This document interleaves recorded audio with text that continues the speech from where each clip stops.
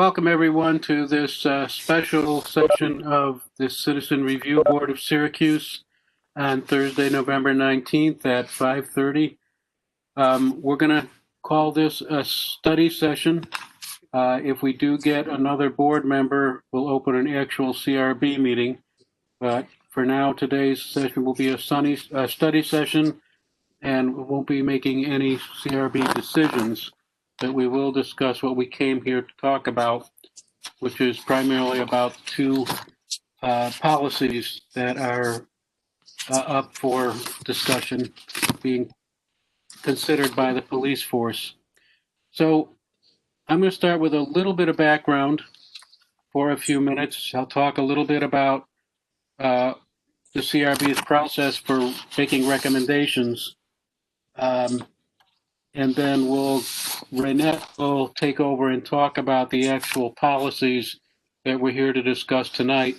And after that, we'll take any comments from the public. We plan to finish by 7 o'clock. So a little bit of background on police department policies and the Citizen Review Board. In the statute that established the Citizen Review Board, one of our responsibilities, which people often don't think about, besides holding hearings and making discipline recommendations to the police department, we also make recommendations for policy, training, or supervision to the department based on what we see. So at the end of every year, our annual report contains a number of those recommendations based on cases that have come up during the year. So I'm just going to very quickly read through a list of those policies or those recommendations that we've made over the last several years, since about 2012. Some of these have been acted on by the police department, so some of them we consider to be implemented, and others we think they've responded to, but we're still, CRB is still holding a recommendation because they may not have responded with everything we thought was necessary. So I'm going to mention a number of those, and I'll save till last the two we're discussing today. So one big one, this one's still under discussion, is the change in policy related to mentally ill persons, that when police respond to a call that may involve a person with mental illness, how they handle that. Another is a recommendation that there be a non-retaliation clause in the department's complaint procedures to protect people who file a complaint. We recommended in-service training on high-risk traffic stops. We've recommended in-service training on officers offering to eliminate or reduce charges in exchange for information, which is a tricky one that would need to be worked out. Policy on use of vehicles while chasing a suspect on foot or a bicycle. Recommendation of a disciplinary matrix for discipline policy. Policy to immediately retrieve and secure video from the cops' cameras. Extending the time frame that cops' camera videos are available. Recorded interviews with subject officers and acquiring radio transmissions as a routine part of internal affairs investigations. Installing seatbelts and cameras in the rear of police transport vans. That one we know has been implemented. Dashboard cameras and audio mics in all vehicles. Proper procedures for conducting eyewitness identifications. Securing entryways following forced entry, and provision of proper receipts for seized currencies. So some of those are fairly minor details, and as I said, some of those have been implemented. The last two, which we are pleased that the department over the last couple of years has revised, are the policies on the body-worn camera and the comprehensive use of force policy. So those are the ones we have in front of us tonight, and Renette Relaford is going to take the next step and discuss those two. Thank you, Peter. I will mention that the department does record their interviews when they're doing internal affairs investigations. I am receiving copies of recordings, so I will say that that has been occurring. Related to the use of force policy, the CRB has made several recommendations over the years as it relates to the use of force policy, to include information specifically about the definition of objectively reasonable, which they did include the current policy. Also, in relation to the prohibition of certain forces, such as chokehold, we asked that the cardboard restraint not be utilized, but that was not, that recommendation is still outstanding. We asked for the duty to intervene and the duty to report, among other things, have been included in the policy. But generally, we recommend that there are still certain parts of the policy that should be enhanced. Those parts include some definitions that we feel would be helpful to the public when they are understanding the policy. One of those was, what is the definition of a verbal warning? What does that mean to the police department? Because that may vary as to what the community feels is a verbal warning. They list in their policy pre-assault indicators. Exactly what does that mean? So that when a person is involved in an interaction with the officers, they understand what body language and things of that nature they are giving off that may be perceived by the department as a pre-assault indicator. It mentions kinetic body movements. What exactly are those, and how should the public be made aware that these type of movements are seen by the department in a certain manner? There's a part that talks about undirected over compliance. What does that mean? You know, in layman's terms, how can the community understand what an officer's perception is of undirected over compliance? It also lists defensive or offensive physical posturing. What does that mean? Again, we're trying to make a policy that could be helpful to the public when they are interacting with the police. What does that exactly mean? Physical non-compliance. Again, what does that mean? Target glance. What does that mean? Verbal aggression. Exigent circumstances. What does that mean? What is, who determines what an exigent circumstance is and what can it be categorized as? In section 300.3, paragraph C, we asked for them to change the part that says officers are not expected to compromise safety in order to de-escalate a situation. If there is, we wanted them to add, if there is an objectively reasonable likelihood it will result in harm, meaning that, you have to give us something that is going to break down that information so that the public is aware of what that means. We asked for some clarification here on the standard for determining in possession of all necessary facts. It talks about that an officer has to be in possession of all necessary facts. What does that mean? Who determines that this officer was around long enough in this particular incident to have to be in possession of all necessary facts? In section 300.04, paragraph B, the sentence says, shall report the force to any supervisor and or the Office of Professional Standards immediately. And we would like to add, and that person or the Office of Professional Standards shall immediately investigate and forward those results of said investigation to the CRB. Again, reminding them that investigations need to be forwarded to the CRB and a detailed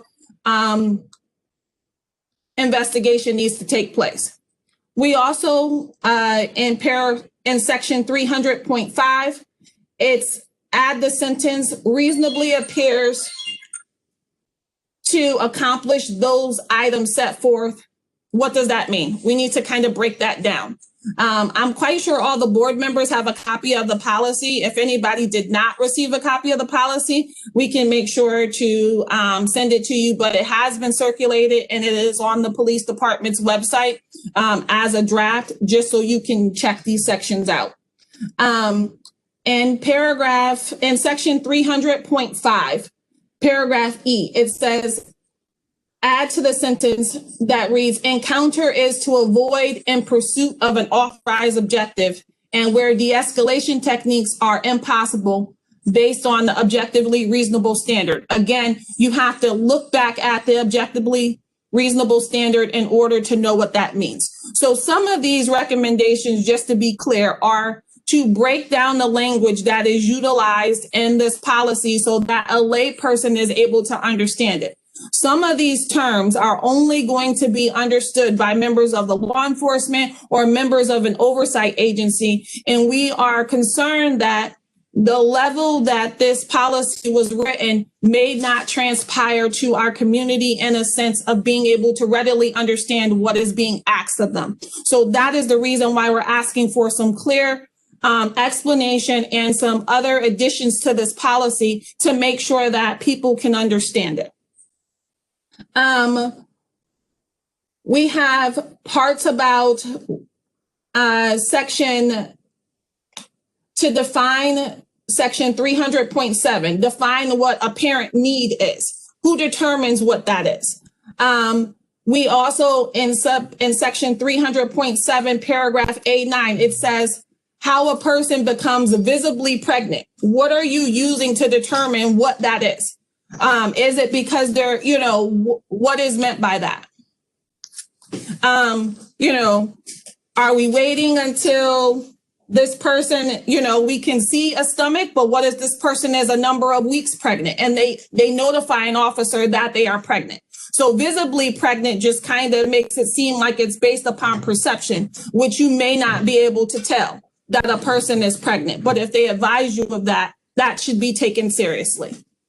And the portion that talks about paragraph A6, 300.6 A6, it talks about overcoming physical resistance. We want to add physical resistance because what do you mean if it's just overcoming resistance? The resistance must be something that is physical, that can be seen, that can't, things of that nature. If not, we go back to those other definitions and how is a layperson supposed to understand what that means? And in section 300.8, paragraph B5, the word said injected. And it had to do with drugs, and the word should be ingested, meaning that a suspect is potentially ingested drugs. We want to make sure that that is, cleared up as well. We also recommend that the CRB poses the question as to the acceptable level of force in these situations. Previously, and we have seen in the past that when a person has ingested some form of a drug or is believed to have ingested some sort of drug, that they have been punched in the face as a means to stop them from swallowing the drug. So we need to understand what is going to be the force that is utilized in that particular manner, because we don't believe that punching in the face is going to stop a person from swallowing drugs. So we want to know what standard are we using there. Section 300.8, paragraph B, it says it talks about subparagraph 7. And we want to add the use of handcuffs tightly fastened on a subject shall be considered a prohibited use of force. And handcuffs should not be used in any way other than to detain or arrest a subject. We have heard about handcuffs being placed on tightly on wrists, and then subjects asking for a officer to loosen the handcuffs and they have not been loosened. And we've also, have, heard about them using in other manners. So we want to make sure that that is included in the use of force policy.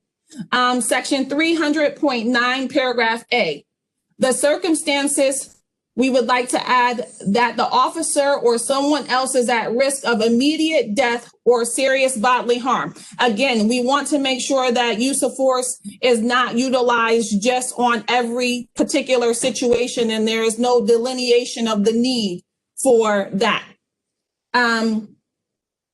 We also wanted to add in section 300.9, paragraph B1, added to the first instance, the subject has a deadly weapon. We want to make sure that, we perceive that as a deadly weapon and it's just not, mediocre, because we want to make sure that the public, again, understands why these situations pose a significant threat to an officer or are perceived as a threat. Again, that's what we're looking at. Section 300.9, paragraph B4, we would like that to be removed in its entirety. Because we feel that it's not necessary.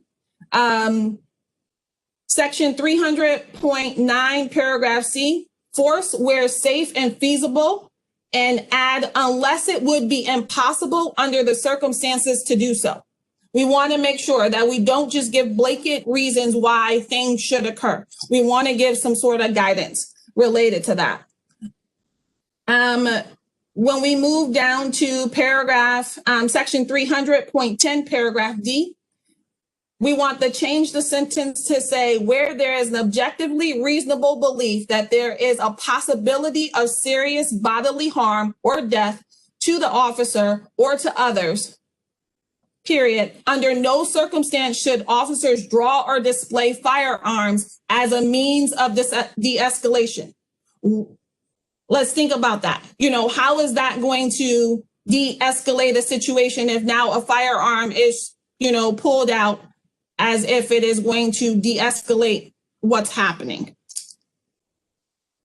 Section 300.10, paragraph E2, change the last sentence to say may cause the vehicle to lose control. This item is related to shooting at moving vehicles and things of that nature. We know we've seen we have information related to that, and that has been a concern of the CRB for some time, and that was alluded to in Peter's presentation of previous recommendations.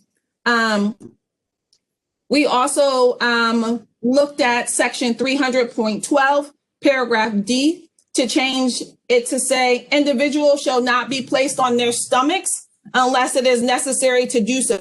In the policy, it states for a prolonged period of time. What does that mean? And who determines a prolonged period of time? We know that there was a situation in Rochester that occurred, things of that nature. We're trying to make sure that we're proactive in trying to prevent a situation like that here in Syracuse. So that's why we are putting in there that shall not be placed on their stomachs unless it is necessary to do so. Section 300.12, paragraph H, add a requirement that witnessing officers must document whether they observed a request for or refusal of medical treatment. It is not enough for an officer to just write in their report that they offered to give a person medical treatment and that they refuse. We need somebody to have witnessed that and can corroborate that. I went through that rather quickly because we have the ability to provide our recommendations to the public. So we will be able to send those out. So I wanted to focus on key things because I also want to leave time for public comment and for the board to be able to give their own opinions related to the use of force policy and body worn camera. So now I'll move on to the body worn camera. This policy incorporates some of the suggestions provided by the CRB in a July 2nd, 2018 letter on the topic. There are substantial considerations for individual privacy, and our recommendation to have random reviews of body worn cameras footage has been incorporated. The draft policy does not address our proposal for clean reporting, which means that the officer does not review their body worn camera footage prior to writing their report. In Oakland, they do not allow an officer to review their body worn camera before doing a report. Typically, they do not allow this when it's an officer involved shooting, but we also think that there should be consideration made for them not to review it in a regular incident of force as well. So we talk about that in our letter. The CRB also suggests generally that the body-worn camera user manual be included and attached to the policy so that the public can review what the body-worn camera looks like and things of that nature, and also be able to see the parts of it and things of that nature. Finally, the CRB proposes additional language that will assure that the cameras are activated during all law enforcement activity, with the exception only for officer safety. We have had situations where we have reviewed body-worn camera footage and it has been interrupted, meaning that the officer has stopped the camera on several different occasions and then started it again. And the whole entire incident involving an officer and the complainant has not been recorded. So we have a strong belief that it is necessary to state that the body-worn camera, sorry about that, that the body-worn camera be on throughout the entire interaction between the law enforcement officer and the complainant or the subject.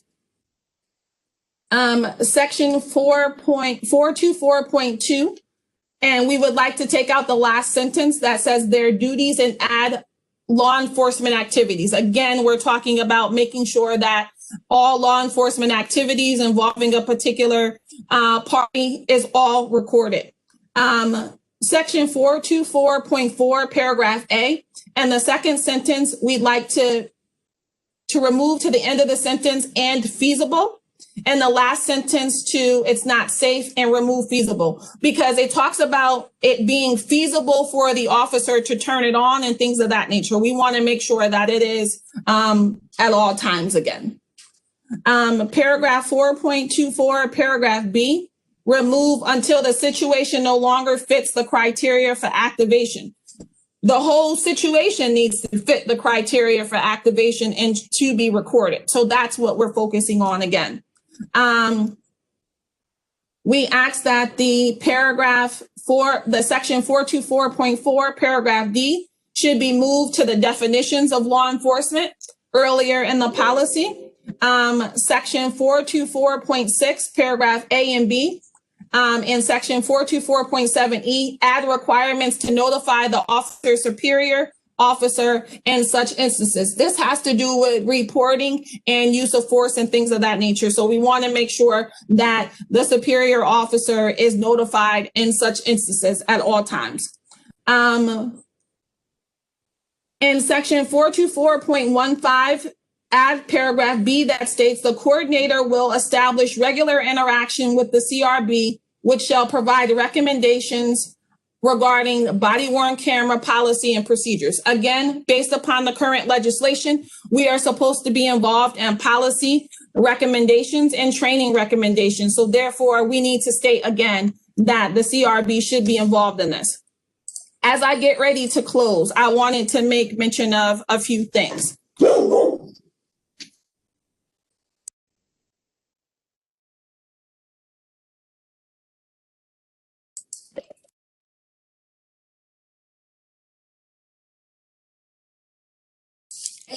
Sorry. All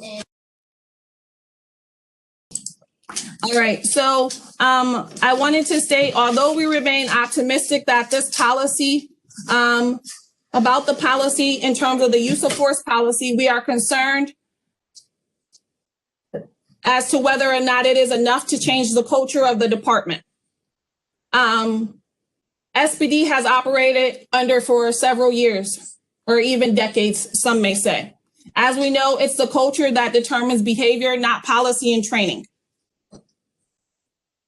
If a lieutenant sends his division out into our community with a us versus them mentality, then it's like the commander is sending the troops out to war. The community has felt this treatment for decades. Part of it was a result of poor written policies, but more important, the culture of the department. Accountability and transparency are core reasons for the creation of the CRB by the city's Common Council in 1993 as a means of building trust between the community and the Syracuse Police Department. We have asked for a thorough review of all officer misconduct, including but not limited to the use of force incidents.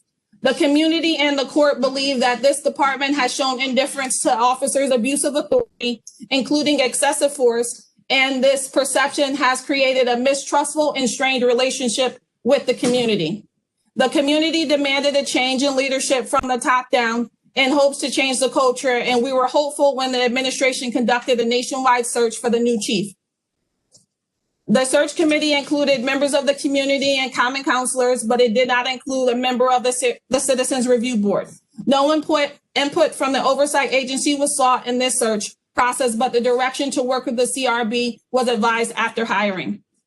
The CRB has worked under this directive with Chief Buckner to foster a better understanding of the role of the CRB and to foster a better working relationship between the departments, with a monthly meeting between the chief and the administrator, monthly meetings with the chief, corporation counsel, our independent counsel, the lieutenant of the Office of Professional Standards, department's use of force expert, and members of our CRB Government Relations Committee, and members of the Common Council's Public Safety Committee.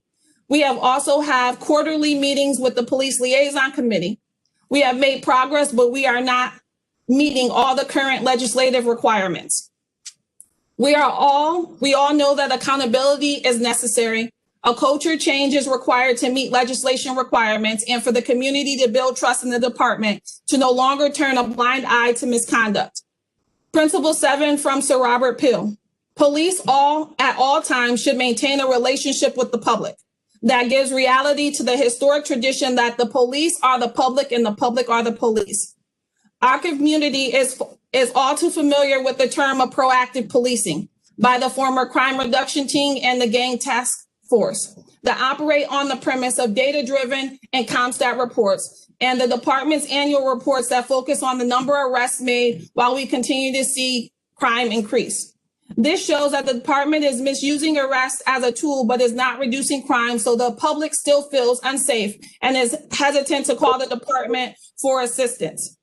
So I asked, does this use of force policy conflict with the department's historic culture? If so, this policy, although an improvement, will not be adhered to. And if the proper accountability mechanisms are not in place, then it will do little to change behavior. This will do little to persuade an officer to intervene as listed in the duty to intervene. This will do little to persuade an officer to report misconduct in terms of the duty to report. This will do little in changing the department's investigation into this misconduct. If the culture of transparency and accountability has not been made clear from leadership, the historic culture of this department will not change, as lip service will not suffice in changing the culture that has been known to promote officers based upon particular arrests and those who are on the Brady list.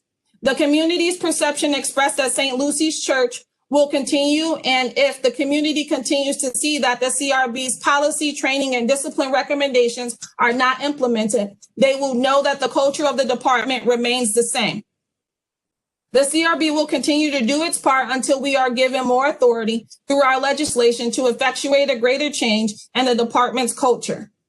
We have to dismantle this department's belief that the officers that were involved in crime reduction team and the gang task force will have a higher number of complaints and will be involved in a greater number of lawsuits based upon the level of contact that they have with our community, and look rather at these factors prior to promotion and field placement.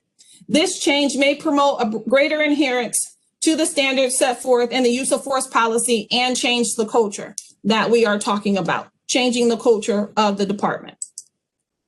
I am done with my comments related to the body-worn camera and the use of force policy, and now I provide opportunity for the board members to make comments. Thank you, Renette. We have a quorum now, so I'm opening this special meeting of the CRB. We're switching from study session to an actual meeting. And the floor is open for board members. We'll have public comment in a little bit. But do any CRB members have comments or questions for about the policies at this point?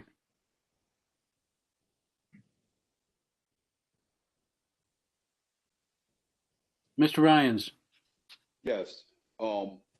I think Ms. Rutherford spoke to the matter, but I think a lot of what I heard definitely needs clarification. That's very, very important for us as board members as well as the community. In particular, with the use of force, when an individual is surrendering and use of force is still applied. I'm hoping that anybody that's here in the meeting can clarify that. In particular, Mr. Rustin, if he's still here, have an individual who is surrendering peacefully and is still subjected to use of force. Other than that, I think the recommendations that was spoke of should be implied in that clarification of the policy should be made clear. Thank you. Any other comments or questions from CRB members?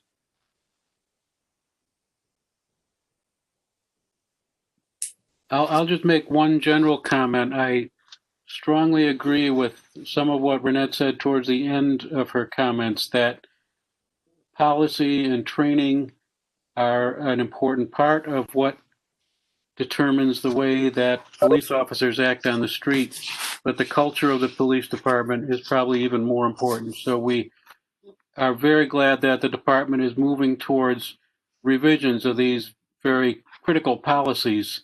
And we look forward to other steps to change the culture of the department. We hear too often from citizens very consistently that even when they have an interaction in which they have done nothing wrong, they're often treated with what they perceive to be suspicion and disrespect by police officers. And we hear that too often for it to be just made up. That's a real perception that many of our citizens have. Thank you. Any other comments? Now we'll open the floor to anyone else on the call that would like to raise a comment or question. I would. Thank you. Is that President Hudson? Yes. Go ahead. Thank you. Okay. I heard everything that was said. I heard everything you said, Renette. But I would like for us to be conscious that there's a lot of work being done right now on police reform. And Renette sits on one of the subcommittees with me on police reform. So I'm hoping that we don't overlap. I'm hoping that everything that we're all doing, that it's going to come full circle and we're all going to end up getting the results that we want. So I just wanted to put that out there. Thank you, President Hudson. Yeah, I think that's important, that there are other things going on as well. Other comments or questions from anyone?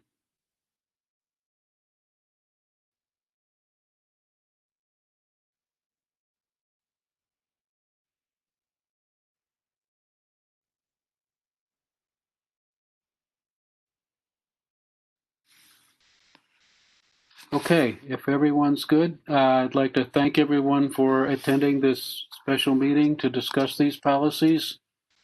And feel free to contact the CRB office if you have other comments or questions about our part in these policies. Renette, anything else to say? No, thank you so much, everyone. Thank you for taking the time. And again, if you would like to see the letter in more detail, we can provide that. Enjoy the rest of your evening. Thank you. Okay, well, closing this meeting of the CRB, and thank you all for coming. Good night. Good night.